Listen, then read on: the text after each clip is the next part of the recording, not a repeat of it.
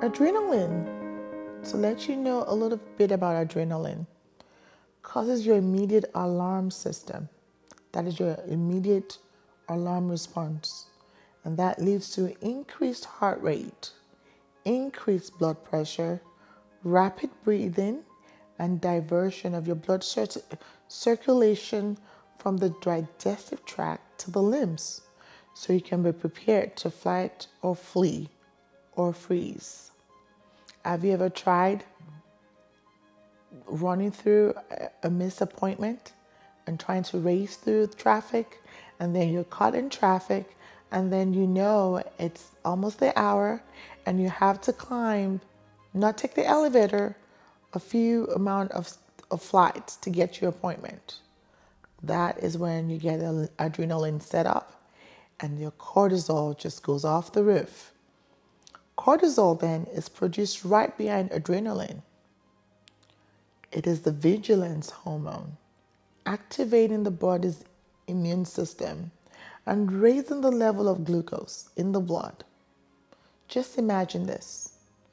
Again, my illustration of you running late for an appointment, you're caught in traffic, you have steps, stairs, or flights to go through. Now you've activated your adrenaline, you've activated the cortisol.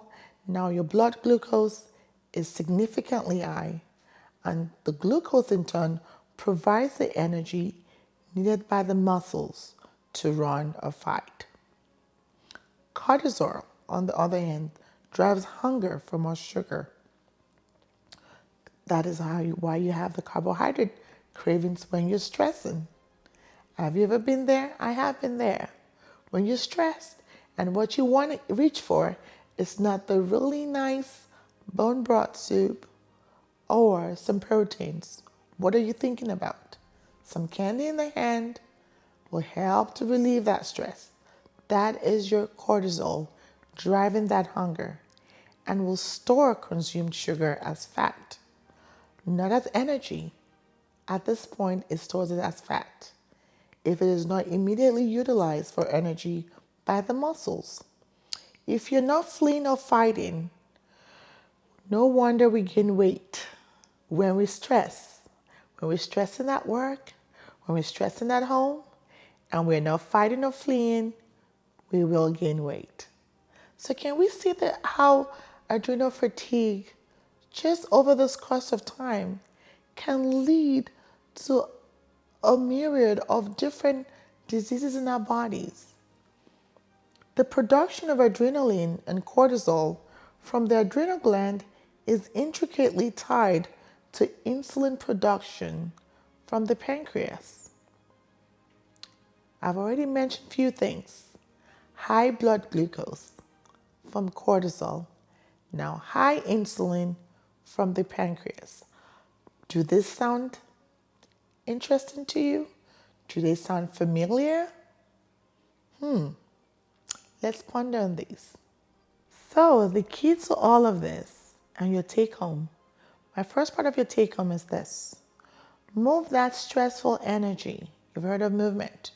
Move. Let's get moving.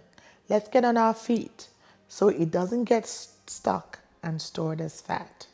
Because we know if we have increased cortisol and we're not moving, and we don't have the fight or flee response right then, we're storing all that stress as fat.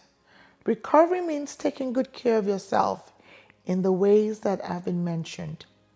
In addition to consuming high quality, nutritionally dense foods and utilizing targeted nutrition support, like your pharmaceutical grade nutraceuticals.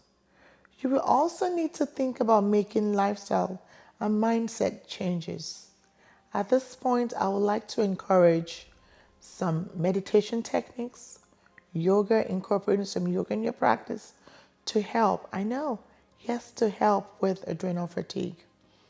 Also including a time to pray and to reflect and just to meditate for gratitude, along with a great exercise regimen and adequate sleep.